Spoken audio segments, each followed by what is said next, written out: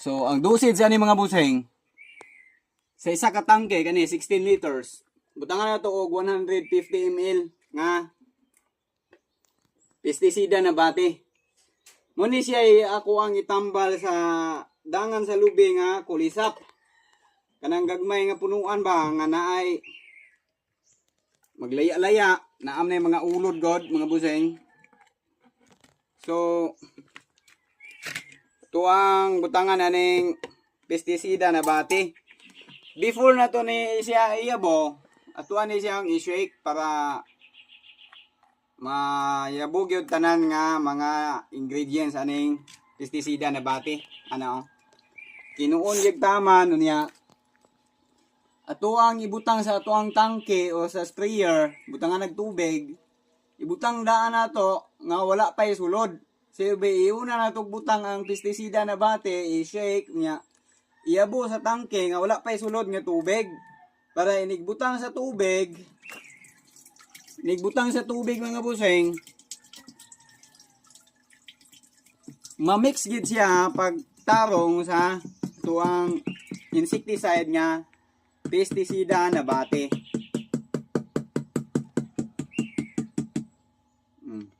150 ml siya mga busing. Atong gimix sa tangke nga 16 liters.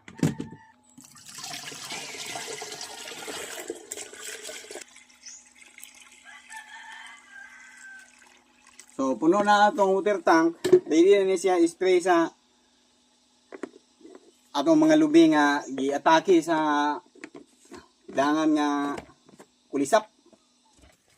Mo ni boss, bago na tong tanom nga mga lubi, tanawa naglaya-laya ang yang udlot. Ato ni sprayhan kay sprayhan ato aning pestisida na bati kay naa man ni ulod sa udlutan mga busing. Naani mo ni gitawag na mo og kulisap. Kulisap nga dangan sa lubi naa ni sa udlot oh. Nay mga ulod ani nya. Mo mukit-kit aning udlot, mo ni maglaya-laya. Unya og pasagdaan dili ni tambalan og pestisida na bati. Ang resulta ani mapadayog laya-laya ning iyang udlot hangtod mamatay gining pag-ung tanom nato nga lubi. Walang gamit kaayo ning pestisida na bati nato mga busing. Mo ni gamito nato para maluwas siya itong bagong tanom nga lubi. Nahanglan kay na siya. So atong siguroon og basa gid ang udlot mga boss. Aron naay medisina nga penetrate o mamatay ang mga ulod nga nagtago diya sa udlot.